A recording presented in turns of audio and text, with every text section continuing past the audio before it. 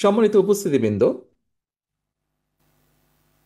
আমাদের সকলকে সামনের দিনে গণতন্ত্রকে স্টাবলিশ করতে হবে।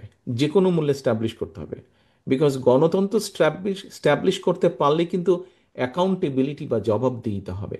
গত 16-17 বছরে যেই কাজগুলো হয়েছে, যে ইনস্টিটিউশনগুলো ধ্বংস করেছে, তার অন্যতম মূল কারণ ছিল যে জবাবদিহিতা ছিল না। দেশে কোনো জায়গায় কোনো জবাবদিহিতা ছিল না। এটা আমরা সকলে ভালো করে জানি। যতক্ষণ জবাবদিহিতা তৈরি না হবে ততক্ষণ দেশে কোনো প্রতিষ্ঠান গড়ে ওঠা সম্ভব না।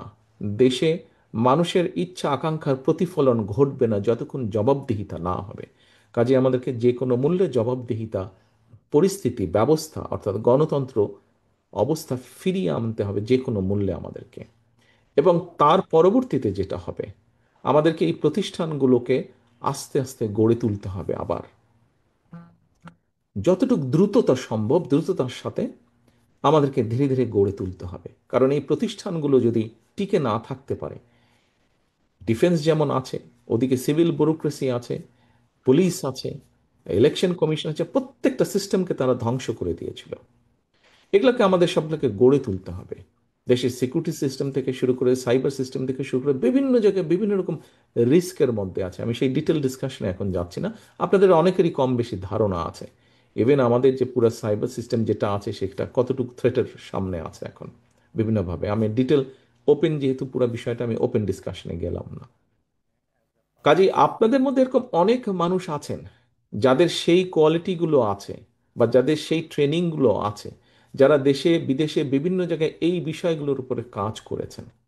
কাজেই সবসময় যে আপনি দেশকে যদি সার্ভিস দিতে চান, ব্যাপারটা হচ্ছে আসুন, এখন ব্যক্তির থেকে আমরা বলি দল বড়, দলের থেকে দেশ বড়।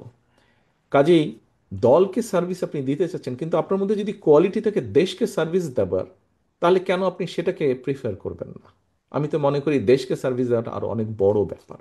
আমরা চাই আপনাদের মধ্যে, আমি ব্যক্তিগতভাবে চাই, ভবিষ্যতে ইনশাল্লাহ আল্লাহর রহমতে বাংলাদেশের মানুষের সমর্থনে বিএনপি সরকার গঠন করতে সক্ষম হলে আপনাদের মধ্যে যারা কোয়ালিফাইড, এই মানুষগুলোকে আমরা এরকম দেশকে যাতে আপনারা সার্ভিস দিতে পারেন, শুধু দল নয় আরো বড় পরিসরে দেশকে যাতে সার্ভিস দিতে পারেন, আমরা সেই মানুষগুলোকে খুঁজে বের করবো এবং তাদেরকে আমরা সেই দায়িত্ব দেব, যাতে আপনি গর্ব করে আপনার জেনারেশনকে, নেক্সট জেনারেশনকে বলতে পারেন যে ইয়েস, আমি দেশকে সার্ভিস দিয়েছি, আমি এই ধ্বংসপ্রাপ্ত একটা প্রতিষ্ঠানকে ধীরে ধীরে আমরা গড়ে তুলেছি। এরকম গর্ব যাতে আপনি করতে পারেন, আপনার ভবিষ্যৎ বংশধর তাদের পরবর্তী বংশধরের কাছে যাতে আপনাকে নিয়ে গর্ব করতে পারে।